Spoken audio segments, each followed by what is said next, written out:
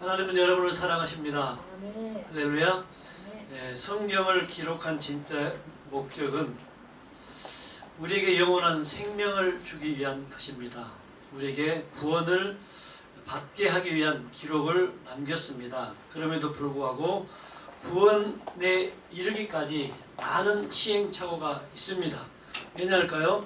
왜냐하면 많은 분들이 자기 나름대로의 성경을 보고 있고 나름대로 해석을 하고 있기 때문입니다. 성경은 하나님께서 일하시는 방법을 모르면 구원에 이를 수 없고 생명에 이를 수 없다는 사실도 우리는 알아야 됩니다. 그래서 우리가 하나님의 말씀을 볼 때 어떤 방향으로 말씀을 봐야 할 것인가를 정확히 우리가 인식을 한다면 더 많은 생명들에게 복음의 메시지를 효과적으로 증거할 수 있을 줄로 압니다. 성경은 말하기를 하나님은 우리에게 나 여호와는 말하고 이룬다.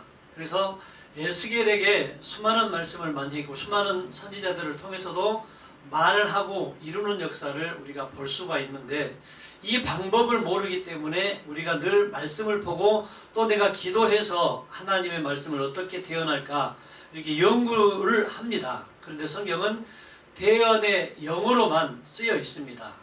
하나님은 모세에게 말씀하셨고 아브라함에게 말씀하셨고 이사야, 에스겔, 예레미야 수많은 선지자들을 통해서 많은 말씀들을 남겼습니다. 그 가운데서도 지금 오늘 에스겔 12장 25절에 보니까 나는 여호와라 내가 말하리니 내가 하는 말이 다시는 더디지 아니하고 응하리라.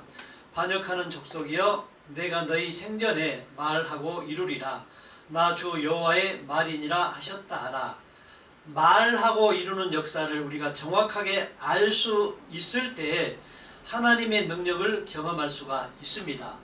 하나님은 말하고 이루는데 하나님께서 말하지 않는 것은 어떠한 것도 이룰 수 없다는 사실을 알아야 되는데 우리는 말씀하지 아니한 것을 다시 재발견해서 찾아서 전하려고 하는 습관들이 우리 몸에 배어 있습니다. 그 말하고 이루는 역사가 언제 이루어질까라는 예언도 에스겔을 통해서 했습니다.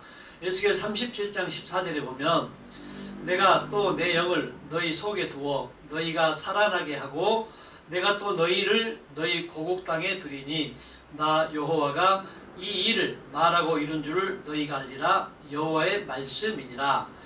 너희 속에 내 영을 너희 속에 둘 때를 우리가 모르면 전혀 이 말씀의 응답은 떨어지지 않습니다. 내 속에 하나님의 영을 언제 둘까요? 하나님의 영이 내 안에 들어올 때는 반드시 언약의 성취가 되었을 때 가능한 일입니다. 그렇다면 새 언약의 중보자로 오신 예수님께서 하신 말씀의 결론을 우리가 알았을 때만 가능하다는 것입니다. 수많은 사람들이 새 언약에 대한 지식이 많이 부족한 것을 보게 됩니다. 왜일까를 생각해 보았습니다. 이 땅에는 많은 이단들이 있습니다. 그 가운데 하나님의 말씀을 새 언약을 복음으로 중심으로 전하는 어떤 곳에서 다른 복음을 전한다고 모든 교단들이 점을 찍어놨기 때문에 새 언약만 말하면 우리 몸이 치가 떨리듯 이단 이렇게 정리를 해버렸습니다. 그런데 성경은 분명하게 새 언약만이 복음이다라고 말을 합니다. 예레미야 31장 31절에 보면 여호와의 말씀이니라 보라 날이 이르리니 내가 이스라엘 집과 유다 집에 새 언약을 맺으리라. 새 언약을 왜 맺었을까를 2절에 설명합니다. 32절에 이 언약은 내가 그들의 조상들의 손을 잡고 애굽 땅에서 인도하여 내던 날에 맺은 것과 같지 아니할 것은 내가 그들의 남편이 되었어도 그들이 내 언약을 깨뜨렸습니다. 여호와의 말씀이니라. 이스라엘 백성과 하나님과의 관계를 남편과 아내로 지칭을 하고 있습니다. 하나님이 우리의 남편이다 라고 말을 합니다. 이유가 있습니다. 하나님은 이스라엘 백성들을 통해서 말씀을 주고 당신의 말씀의 씨를 많은 생명들에게 주려고 하기 때문입니다. 33절의 내용을 보니까 그러나 그날 후에 내가 이스라엘 집과 맺을 언약은 이러하니 곧 내가 나의 법을 그들의 속에 두며 그들의 마음에 기록하여 나는 그들의 하나님이 되고 그들은 내 백성이 될 것이라. 여호와의 말씀이니라. 내 영을 너희 속에 두는 때를 에스겔은 예언을 했고, 이 속에 오는 때가 이제 예레미야를 통해서 언약했던 새 언약의 내용으로 주셨습니다. 우리 마음속에 말씀의 법을 주겠다는 겁니다. 첫 언약은 모세를 통해서 돌판에 주었다면, 밖에 주었다면, 이제 두 번째 언약, 새 언약은 우리의 마음판, 우리의 마음의 말씀을 기록해 주겠다는 약속이셨습니다. 그래서 이 새 언약의 내용의 약속을 우리가 알지 못하면 평생 예수를 믿어도 죄 가운데서 헤어날 수가 없다고 성경은 분명히 말합니다. 30절의 약속이 그들이 다시는 각기 이웃과 형제를 가리켜 이르기를 너는 여호와를 알라 하지 아니하리니 이는 작은 자로부터 큰 자까지 다 나를 알기 때문이라. 내가 그들의 악행을 사하고 다시는 그 죄를 기억하지 아니하리라. 여호와의 말씀이니라. 예, 34절의 내용은 약속입니다. 그들의 악행을 주님이 사해 주시고 그들의 죄를 기억하지 않는다고 성경은 분명히 말을 합니다. 그래서 우리가 이 하나님의 약속을 정확하게 알아가야 되는데, 그 알아가는 데 있어서 많은 말씀들을 들어왔지만 실질적으로 질서 정연하게 체계적으로 하나님의 말씀을 우리가 깨닫지 못했고 듣지 못했고 보지 못했기 때문입니다. 예수님을 보내주겠다는 약속을 신명기 18장 15절에는 모세와 같은 선지자를 보내줄 것인데, 그 선지자가 나타나면 내가 그 선지자의 입에 내 말을 그 입에 두고 주님이 주셨던, 하나님 아버지가 주셨던 모든 말씀을 예수님을 통해서 주겠다고 말씀을 했습니다. 근데 예수님이 오실 때부터 우리가 어떤 오해가 있었냐면, 마태복음 1장 16절에 보니까 야곱은 마리아의 남편 요셉을 낳았으니 마리아에게서 그리스도라 칭하는 예수가 나시니라. 여기서 그리스도라 칭하는 예수라고 했는데 원문에 보면 그리스도라 이름하는 예수가 났다. 그러면 예수는 그리스도다. 우리가 예수는 그리스도라는 사실을 우리가 정확히 알았을 때 하나님께서 우리에게 원하시는 모든 것들을 이제 살아있는 우리들을 통해서 이끌어 나갈 줄로 믿습니다. 그래서 예수가 그리스도라는 사실을 믿도록 하는 것이 오늘 본문에도 나와 있죠. 다시 한번 읽어드립니다. 요한복음 20장 31절에는 오직 이것을 기록함은 너희로 예수께서 하나님의 아들 그리스도이심을 믿게 하려 하며 또 너희로 믿고 그 이름을 힘입어 생명을 얻게 하려 함이라. 예수가 하나님의 아들이시고 그리스도이심을 믿게 하는 게 성경의 목적입니다. 그래서 우리에게 성경을 기록한 목적이 예수를 믿도록 하는 것이 아니라 예수가 그리스도라는 사실을 믿도록 기록을 했다. 왜 그런데 오랜 세월 동안 그 예수가 그리스도라는 사실이 감춰져 왔을까요? 말로는 다 예수가 그리스도라고 말을 합니다. 하지만 예수가 그리스도라는 사실을 믿게 되면 예수는 내 마음속에서 떠나게 되어 있습니다. 그게 성경의 원리인데, 예수가 떠나지 않고 있으면 아직 내가 예수를 그리스도로 영접하지 못했다는 사실을 스스로가 증명하는 꼴이 됩니다. 그래서 우리가 많은 사건들 가운데, 많은 성경의 기록들 가운데 족보 얘기를 보면 예수님께서 41대고 그리스도까지가 42대가 됩니다. 여러분들이 시간이 없어서 읽어보진 않겠지만 마태복음 1장의 족보를 보면 그리스도까지 42대더라 이렇게 나옵니다. 그러면 우리가 그리스도는 장차 주님이 약속했던 성령 그리스도 보혜사 또 다른 성령이 오셨을 때 모든 분들에게 임하는 사건이라는 사실을 우리가 정확히 인지할 수 있기를 간절히 소망합니다. 요한복음 8장 21절에 주님이 많은 말씀을 하시고 나서 제자들을 향해서 또 당부를 했던 말씀을 우리는 기억해야 됩니다. 이 말씀이 기억되지 않는다면 결코 구원에 이르지 못한다. 성경을 기록한 목적에서 벗어날 수밖에 없다. 예수님은 제자들을 향해서 분명히 말을 합니다.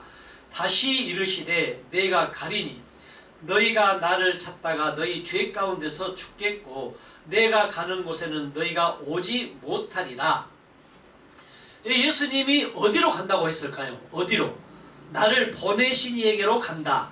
그럼 예수님은 누가 보냈습니까? 하나님 아버지가 보냈습니다. 그러면 다시 아버지로 가신다는 말입니다. 다시 하나님으로 가신다는 말입니다. 그런데 내가 가는데 나를 찾다가 너희가 나를 찾다가 너희 죄 가운데서 죽겠고, 수많은 사람들이 지금 그리스도는 찾지 않고 예수는 찾습니다. 그러면 예수를 찾고 인생을 마감하면 어디 가운데서 죽지요? 죄 가운데 죽는 거예요. 죄가 있으면 구원입니까? 구원이 아닙니까? 구원이 아닙니다. 그럼 예수를 찾지 말란 말을 주님은 수없이 당부했음에도 불구하고 예수만 찾게 하는 믿음이 지금 이 시대에서는 다른 복음을 전하고 있다라고 성경은 말을 합니다. 그 예수가 그리스도라고 하는 사실을 말을 해야 되는데 그렇지 못하고 있습니다. 이런 말 하면서 유대인들이 이르되 그가 말하기를 내가 가는 곳에는 너희가 오지 못하리라 하니 그가 자결하려는가. 23절에 보니까 예수께서 이르시되 너희는 아래서 났고 나는 위에서 났으며 너희는 이 세상에 속하였고 나는 이 세상에 속하지 아니하였느니라. 예, 주님은 위에서 났고 우리들은 아래에서 났다. 그래서 우리가 거듭남의 비밀이 이제 위에서 태어나는 사건이 되었을 때 거듭났다라고 말을 합니다. 24절에 보니까 그러므로 내가 너희에게 말하기를 너희가 너희 죄 가운데서 죽으리라 하였노라. 너희가 만일 내가 그인 줄 믿지 않으면 너희 죄 가운데서 죽으리라. 예, 예수가 누구인 줄 모르면 예수가 그인 줄 모르면 죄 가운데서 죽는다고 말을 합니다. 이 그라는 사실을 우리가 정확하게 알지 못해서 생기는 일이 벌어지고 있죠. 그 예수는 그리스도가 맞습니다. 그런데 예수가 그라는 사실을 이미 이사야 선지자를 통해서 말씀을 했습니다. 이사야 41장 4절에는 이 일을 누가 행하였느냐? 누가 이루었느냐? 누가 처음부터 만대를 불러내었느냐? 나 여호와라. 처음에도 나요, 나중에 있을 자도 내가 곧 그니라.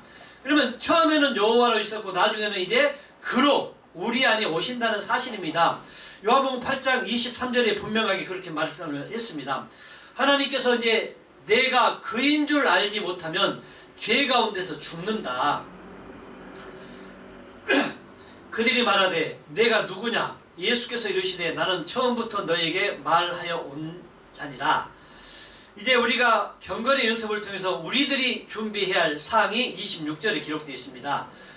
내가 너희에게 대하여 말하고 판단할 것이 많으나 나를 보내신 이가 참되심에 내가 그에게 들은 그것을 세상에 말하노라.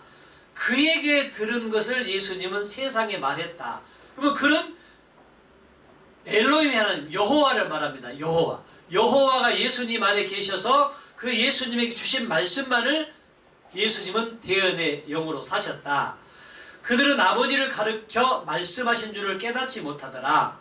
이에 예수께서 이르시되 너희가 인자를 든 후에 내가 그인 줄 알고 내가 스스로 아무것도 아니하냐고 오직 아버지께서 가르치신 대로 이런 것을 말하는 줄도 알리라.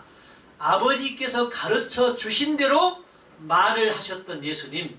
우리에게도 그 아버지가 와야만이 예수님이 하셨던 말씀과 제자들이 했던 말씀과 선지자들이 했던 말씀을 기억나고 생각나게 하셔서 우리로 다시금 말하게 하는 때가 성령이 임하는 때입니다. 이제 나를 보내신 이가 나와 함께 하시도다. 나는 항상 그가 기뻐하는 일을 행함으로 나를 혼자 두지 아니하였느니라. 예수님은 항상 누구와 함께 계셨죠? 아버지와 함께 계셨다는 사실을 우리가 기억할 수 있습니다. 그런데 왜 예수가 그리스도라는 사실을 알면서도 전해지지 않았을까라는 것을 생각해 봅니다. 예수님 시대에 어떤 일이 있었기에 그랬을까? 요한복음 9장 22절에는 그 부모가 이렇게 말한 것은 이미 유대인들이 누구든지 예수를 그리스도로 시인하는 자는 출교하기로 결의하였으므로 그들을 무서워함이러라. 다시 말하면 예수가 그리스도라는 사실을 전하면 공동체 안에서 쫓겨남을 받았다라고 성경은 분명히 말을 합니다. 성경 안에서 말씀하시는 여호와가 그리스도이십니다. 아버지십니다. 아버지임에도 불구하고 수많은 생명들이 그 예수님이 하셨던 내용의 말씀을 잘 전하지 못하고 있습니다. 예수님은 요한복음 14장 16절을 통해서 사역을 마치는 시점에서 제자들을 향해서 이런 말씀을 했습니다. 요한복음 14장 10절에 예수님이 어떻게 사역을 하셨는가 말을 합니다. 내가 아버지 안에 거하고 아버지는 내 안에 계신 것을 내가 믿지 아니하느냐. 내가 너희에게 이르는 말은 스스로 하는 것이 아니라 아버지께서 내 안에 계셔서 그의 일을 하시는 것이라. 아버지가 예수님을 성전 삼고 예수님 안에 계셔서 아버지의 일을 예수님은 했다고 기록을 하고 있습니다. 12절에 보니까 내가 진실로 진실로 너희에게 이르노니 나를 믿는 자는 내가 하는 일을 그도 할 것이요 또한 그보다 큰 일도 하리니 이는 내가 아버지로 감이라. 예, 이제 우리는 예수님보다 더 큰 일을 하도록 하기 위해서 또 다른 보혜사 성령으로 아버지와 아들이 우리를 성전 삼고 우리 안에 오신다는 사실을 기억할 수 있기를 바랍니다. 너희가 내 이름으로 무엇을 구하든지 내가 행하리니 이는 아버지로 하여금 아들로 말미암아 영광을 받으시게 하려 함이라. 내 이름으로 무엇이든지 내게 구하면 내가 행하리라. 너희가 나를 사랑하면 나의 계명을 지키리라. 네, 주님을 사랑하는 것이 뭘 지키는 것이다? 계명을 지키는 것이다. 그리고 주님이 나 여호와는 말하고 이루느니라. 예수님도 여호와라는 사실을, 예수님이 주시라는 사실을 말씀을 하는 마지막 선지자 중에 하나로서 이제 이 약속을 합니다. 내가 아버지께 구하겠으니 그가 또 다른 보혜사를 너희에게 주사 영원토록 너희와 함께 있게 하리니. 또 다른 보혜사를 주어서 그 보혜사가 이제 영원토록 너희들과 함께 있을 것이다. 떠나지 않을 것이라는 말씀을 주십니다. 그 보혜사는 누구라고 말하냐면 17절은 설명합니다. 그는 진리의 영이라. 세상은 능히 그를 받지 못하나니 이는 그를 보지도 못하고 알지도 못함이라. 그러나 너희는 그를 아나니 그는 너희와 함께 거하시며 또 너희 속에 계시겠습니다. 예, 너희는 안다. 세상은 모르지만 너희는 안다. 왜 그럴까요? 여기서 너희는 제자들을 향해서 말하고 있습니다. 제자들은 산상수훈의 말씀을 들었습니다. 이제 산상수훈의 말씀을 하시고 또 요한복음 다락방 설교를 하시는 그 시점의 중간지대가 이제 비유와 비사로 말씀을 하셨던 말입니다. 그래서 비유와 비사는 산상수훈을 들었던 제자들은 다 이해가 되고 그 말씀에 의해서 결과를 내는데 그 산상수훈을 듣지 못했던 수많은 허다한 무리들은 이제 비유와 비사를 세상 것으로 풀다 억지로 풀다 망하는 쪽으로 가게 됩니다. 이제 주님이 또 말합니다. 조금 있으면 세상은 다시 나를 보지 못할 것이로되 너희는 나를 보리니 이는 내가 살아있고 너희도 살아있겠습니다. 성경은 그날에 대한 기록이라고 했습니다. 그때에 관한 기록이라고 했습니다. 요한복음 14장 20절에 그날에는 내가 아버지 안에 너희가 내 안에 내가 너희 안에 있는 것을 너희가 알리라. 무슨 말입니까? 너희가 내 안에 내가 너희 안에 너희가 내 안에 있는 것을 안다. 다시 말하면 하나가 된다는 말이죠. 예수님이 나와 아버지는 하나라고 말씀했던 것처럼 그날이 되면 너희들도 내가 아버지와 하나 되어 사역을 했던 것처럼 이제 여러분들도 나와 아버지와 우리가 이제 하나 되어 하나님의 일을 하는 때가 예수님이 하셨던 일보다 더 큰 일을 할 때라고 말합니다.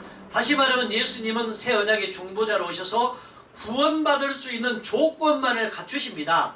그분은 성취자가 아니고 이미 구원받을 수 있도록 길을 닦고 놉니다. 그래서 내가 곧 그 길이라고 했습니다. 그 길은 생명을 찾아가는데 방법이라고 말했습니다. 그 진리는 내용입니다. 그럼 진리가 무엇이죠? 진리를 알지니 진리가 너희를 자유케 한다고 말씀하셨는데 성경은 시편 31편 5절에 보면 여호와 하나님이 진리라고 말합니다. 다니엘 10장 21절에는 기록된 말씀이 진리라고 합니다. 요한복음 14장 6절에는 예수님이 진리라고 말합니다. 16장 13절에는 성령님이 진리라고 합니다. 요한복음 17장 17절에는 아버지가 진리라고 말합니다. 그래서 이 아버지가 우리에게 있지 않으면 진리가 된 존재가 아니라는 것입니다. 그래서 많은 분들이 진리를 말하지만 아버지는 되지 못합니다. 그래서 바울 사도가 이런 말씀을 고린도 교인들을 향해서 말하고 있습니다. 고린도전서 4장 15절에는 바울을 통해 이렇게 말씀을 남겨주셨습니다. 그리스도 안에서 일만 스승이 있으되 아버지는 많지 아니하니 그리스도 예수 안에서 내가 복음으로써 너희를 낳았음이라. 복음은 아들만이 복음입니다. 하나님의 아들 예수 그리스도의 복음의 시작이다. 이미 아브라함 때부터 복음은 증거됐지만 실제로는 나타나지 않았습니다. 그런데 예수님이 아들로 오셔가지고 그 복음의 진리를 선포합니다. 그래서 독생이란 뜻이, 그러니까 독생이란 이름의 뜻값이 진리 하나만을 가지고 있다면 예수님 안에는 진리이신 분, 아버지 한 분밖에 없다라고 성경은 말을 합니다. 그리고 요한복음 17장 17절이 진리로 완성 상태를 말하는데, 이 진리가 완성되기 위한 모든 것들은 예수님이 하셨던 말씀에 기초를 두고 예수님이 하셨던 보혜사 성령이 임하는 때의 결과로 나타납니다. 그들을 진리로 거룩하게 하옵소서. 아버지의 말씀은 진리니이다. 이제 아버지께서 나를 세상에 보내신 것 같이 나도 그들을 세상에 보내었고, 아버지가 예수님을 보냈는데 이제 제자들을 예수님이 세상으로 보내는 것입니다. 저와 여러분이 이제 예수님으로부터 지상 명령을 받은 것은 똑같이 아들이 되면 아들을 낳으리니 이름을 예수로 하라. 이는 그가 자기 백성을 그들의 죄에서 구원할 자이심이라. 그러면 그 예수가 2000년 전에 많은 사람들의 죄를 없이해주고 가셨고, 그 예수가 죄를 없이해줬다는 사실을 우리가 알고 가르쳐서 죄를 없이해 주는 것이라고 성경은 말을 합니다. 그래서 요한복음 20장 21절에는 이렇게 말을 합니다. 요한복음 20장 21절에는 예수께서 또 이르시되 너희에게 평강이 있을지어다.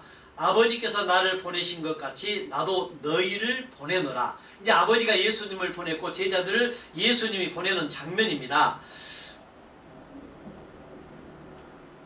이 말씀을 하시고 손과 옆구리를 보이시니 제자들이 주를 보고 기뻐하더라. 예수께서 또 이르시되 너희에게 평강이 있을지어다. 아버지께서 나를 보내신 것 같이 나도 너희를 보내노라. 이 말씀을 하시고 그들을 향하사 숨을 내쉬며 이르시되 성령을 받으라. 성령을 받고 난 이후 요한의 물 세례로 말미암아 성령이 비둘기같이 예수님에게 임하고 그때부터 예수님의 사역이 시작됩니다. 성령을 받고 우리도 사역의 시작점이 되어야 합니다. 그런데 많은 사람들은 성령을 받았다고 하는데 예수가 있으면 성령은 안 온다고 기록을 하고 있거든요. 예수를 떠나버리지 않으면 우리가 말로는 듣는 지식으로는 알고 깨달았지만 예수가 남아있으면 성령이 없다는 것을 성경을 통해 스스로 증명하는 꼴이 됩니다. 성령을 받고 나면서 사역을 주는데 어떤 사역을 줬는가? 요한복음 20장 23절에 너희가 누구의 죄든지 사하면 사하여 질 것이요 누구의 죄든지 그대로 두면 그대로 있으리라 하시니라. 죄를 누가 사해줘요? 여기서는 너희가 누구죠? 제자들입니다. 이제 예수님이 죄를 없이 해주는 조건을 다 갖추시고 죄를 사해줄 수 있는 명분을 제자들을 통해서 하겠다고 선언을 했습니다. 그렇다면 우리가 아니면 죄를 해결할 방법이 이 시대에 사는 사람들은 없습니다. 이 진리의 복음을 올바로 깨달은 자만이 올바른 선포로 말미암아 성령의 가르침을 받도록 하신다는 내용입니다. 그래서 우리가 이제 여러분이 살아가면서 해야 할 일은 죄를 없이 해주는 일을 하면서 살아가야 된다고 성경은 말합니다. 그래서 보혜사 성령이 오면 어떤 일을 감당할 수 있겠는가? 잠깐만요. 여보세요? 금방 여기 설교 중이라 5분만 기다려주세요. 예, 알겠습니다. 네. 그래서 우리가 마지막 시대까지 예수가 그리스도라는 사실을 깨닫지 못하면 구원에 이를 수 없고 예수가 그리스도라는 사실을 고백하지 않으면 생명에 들어가지 못한다. 다시 말하면 예수 믿다가 죄 속에 잠겨버립니다. 예수님은 분명하게 말씀을 하셨습니다. 너희가 나를 찾다가 죄 가운데서 죽겠고, 그럼 죄 가운데 죽으면 구원이 없다는 말이고, 예수가 그리스도이심을 믿는 것만이 구원이라는 사실을 여러분들이 명심할 수 있는 시간이 되기를 바랍니다. 주님 감사합니다. 오늘 또 성경을 기록한 진짜 목적